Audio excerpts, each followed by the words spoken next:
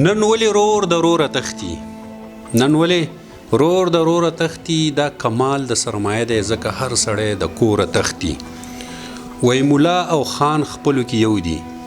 مولا او خان خپلو کې یو دي ځکه هر سړی د زوره تختی وای دلته د هر مسلک کعبه جدا ده دلته د هر مسلک کعبه جدا ده ځکه مسلمان د اشتراک د شکوره تختی. السلام علیکم ګرانو کتونکو مینوالو قدرمندو زیم ابوبکر او تاسو ګورئ پروګرام د یادونو مازیګر.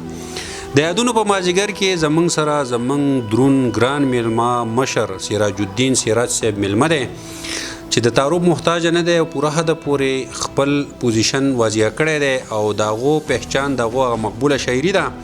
او نن سبا به تاسو په پروګرامونو کې ګورم ارمان سراج چې هغه څومره مطلب هلې ځلې دي د هغه انداز طور طریقه په هغې کې سره د ټولو نه اهم کردار چې دی د پلار ډاډګیرنه ده او د دوه طور طریقې دي. نو نن راځو موږ د سراج الدین سراج سره ستاسو ملاقات کوو. استاد صاحب د یادونو په دې مازیګر کې موږ تاسو ته هرکلی وایو. ابوبکر ستاسو هم ډېره مننه کوم د صاحب علي هم ډېر منندوی یم چې ما له بیا مقرره کړه د ویلو. تاسو دا یو څو شعرونه مخکې وویل نو په دغه تناظر کې به سره خپل یو کلام شریک کړم. کلام داسې دی چې څوک د چا د ظلم زوره کډه یوسي څوک د چا د ظلم زوره کډه یوسي او ځینې خلک د پیغوره کډه یوسي. ډېر ښه زبردست. څوک د چا د ظلم زوره کډه یوسي ځینې خلک د پیغوره کډه یوسي او ته چې نه راځې یادونو ته دې وایه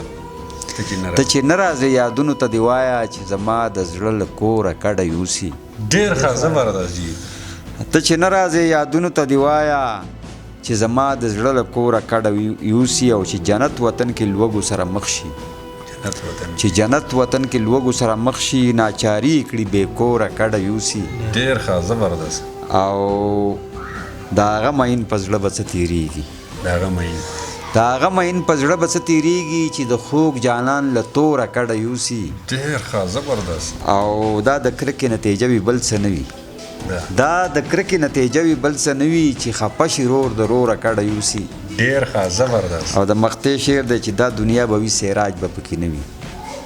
دا دنیا به وي سراج به پکې نه وي او یو ورځ به تر ګوره کډه یوسي. ډېر ښه دا یو پیر بیا ووایو استاد صاحب. مننه جي. دا دنیا به وي سراج به پکې نه وي یو ورځ به تر ګوره کډه یوسي. ډېر ښه زبردست. استاد صاحب کتونکي به تاسو ګوري او ستاسو د یو غزل د بل نه مزیداري او بیا په قطو کې هم ستاسو ښه پوره ده پورې موږ ګورو چې خلک ډېر زیات خوښوي مینوال هم زیات دي خو که د مینوالو ته تاسو یو روماني شان غزل ډالۍ کوي جي غزل نه مخکې به سره دوه درې قطعې دغه کمه شریکي کمه بیا ورپسې غزل شریک کمه چې تا ویلي وو چې در بشم جانان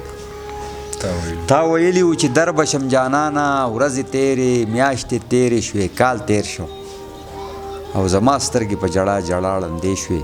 په ګریوان مې په شیبو په شکال تېر شو. ډېر ښه زبردست. او دغه شانتې یو بل چې راووتم په تا پسې سرتوره ته چې تلې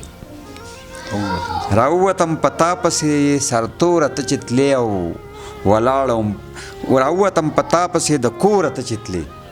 راووتم په تا پسې د کوره ته چې تلې او ولاړم په لاره کې سرتوره ته چې تلې. او د زړه د کیفیت نه مې بس یو الله خبر و د زړه د کیفیت نه مې بس یو الله خبر و او زړګی مې درزېده په زوره زوره ته چې تلې. ډېر ښه زبردست. ډېر ښه. او یو بل یو روماني قطعه ده چې نن مې خپل زړه سره خبره وکړه نن مې خپل زړه سره خبره وکړه نور ستا په خوښه ګرځېده نه کوم زړه راته ووایي چې زما نه منې ستا په سینه کې درزېده نه کوم. ډېر ښه زبردست. او ډېر مې زړه ته ووایي په هیڅ حال در نه صبرېږي نه ډېر مې زړه ته ووایي په هیڅ حال در نه صبرېږي نه او زه چې څوک د زړه په تخته ولیکم هېرېږي نه